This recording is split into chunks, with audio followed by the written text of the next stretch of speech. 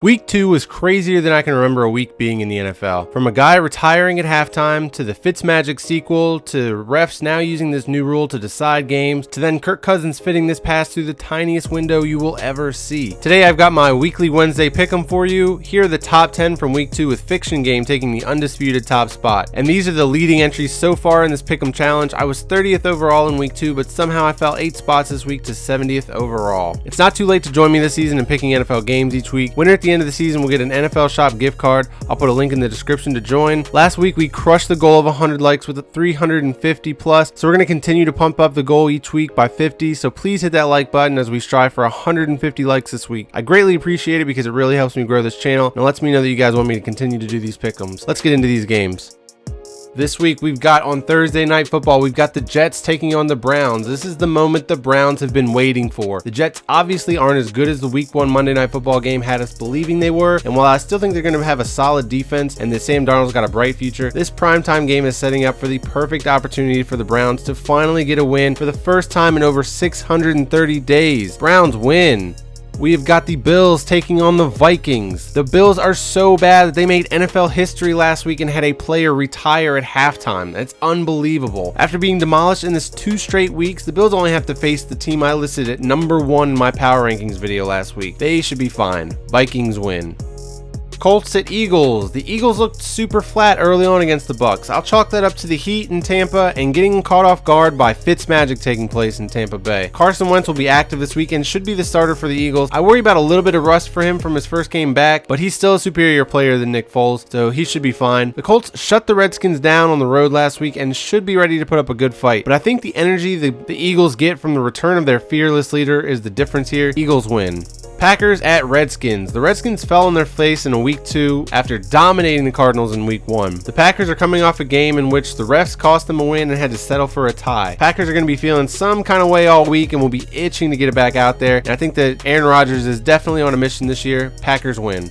49ers at Chiefs. America is all in on the Chiefs, myself included. Patrick Mahomes looks like a young MVP candidate. We'll see if he can maintain this level of production, but until then, it's going to be hard to pick against them unless they're facing an elite defense. The 49ers struggled to put the Lions away and seem to still be trying to gel as an offense. Arrowhead is one of the toughest places to play in the NFL, and Jimmy G and the 49ers won't be able to keep pace with this offense. Chiefs win. Raiders at Dolphins. I did pick the Raiders last week to beat the Broncos, but they struggled with the Denver altitude and fell short down the stretch. John Gruden should continue to do wonders with Derek Carr and this offense, but they're going to need to put up a lot of points to win games. The Dolphins are one of the surprise teams in the NFL through 2 weeks. I've picked against them twice. I'm not going to make the same mistake this week. Dolphins win. Titans at Jaguars. The Titans surprisingly won a game with Blaine Gabbert at quarterback, but the Jaguars just shut down the Patriots so badly that they went out and made a trade for Josh Gordon because they need a jolt to this offense outside of Gronk. The Titans don't have the offense to put up points against this Jaguars defense. I think that the Jaguars win this one. Broncos at Ravens. The Broncos pulled off the comeback against the Raiders, but the defense they're about to play is not the Raiders defense. The Ravens did look bad early on against the Bengals on Thursday Night Football, and I think that's mostly the Thursday Night Football effect rather than them being a bad team. This defense is a solid unit and should be able to contain Case Keenum. Ravens win. Saints at Falcons. This might be one of the highest scoring games of the weekend. The Saints are having some issues early on and need Mark Ingram to regulate this offense a little more. The Saints are having some issues early on, and I think that they need Mark Ingram back to regulate this offense with a little more ball control. The Falcons look like they got back on track last week against what I think is the second best team in the NFC South in the Panthers and have taken early control of the division. They need this game too, and I think that they handle things at home against the Saints. Falcons win. Bengals at Panthers. The Bengals should be well rested and feeling good after their Thursday Night Football win last week, but missing Joe Mixon for a few weeks might set this offense back a little. The Panthers lost last week but shouldn't be in panic mode. This is a damn good football team, and I think they're going to be right there in playoff contention at the end of the season. I expect a low scoring game here. Cam Newton's the difference. Panthers win.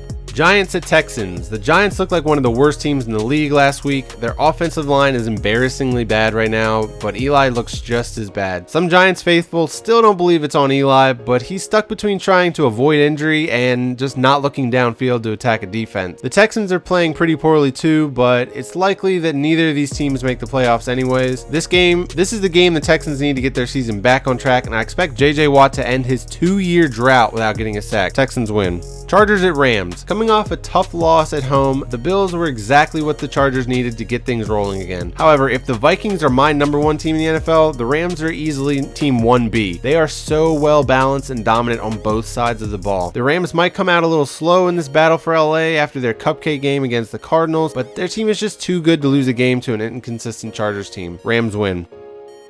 The Cowboys got back on track against the Giants in their weak offensive line, and then here comes another awful offensive line for them to take advantage of. But don't get too confident here. This is definitely a trap game for the Cowboys. The Seahawks just got their butt whooped on Monday Night Football. Even if the scoreboard makes it look like it was a close game, it was a butt whooping. And now they have their backs against the wall at 0-2. This is also the Seahawks' home opener, and they should be looking to rebound, but this isn't the same team that has been so dominant at home during their heyday. And then don't forget, the Cowboys players are likely to remember that this is the team that ended their season last year and will be getting Randy Gregory back this week as another pass rusher to hassle that offensive line. I'm going with the Cowboys. Bears at Cardinals. Cardinals solidified themselves as early contenders for the first pick in the 2019 NFL Draft, while the Bears are trending upwards. If Sam Bradford gets hurt in a game, this could be it. Khalil Mack is going to be hungry along with the rest of that Bears defense, and this Cardinals team is just in shambles right now. Bears win. On Sunday Night Football, we've got Patriots at Lions. The Lions kind of rebounded from getting dominated at home on Monday Night Football in Week 1, but they still lost to the 49ers. Meanwhile, the Patriots got dominated by the Jaguars. Man, I feel bad for Matt Patricia because Bill Belichick is going to be pissed off all week long after losing. He is going to pick apart his former defensive protege's team this week. Y'all pray for Detroit. Patriots win.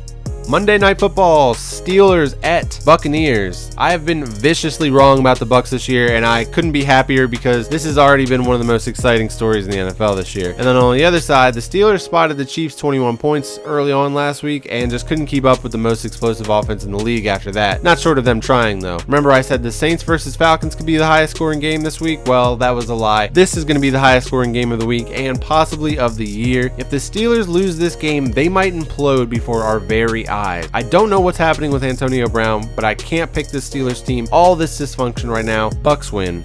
Alright guys, thank you so much for watching, commenting, subscribing. I appreciate you guys coming each week to check these out. Remember, the goal for this video is going to be 200 likes. Don't forget to make your picks before the end of this week, and I will see you guys in the next video.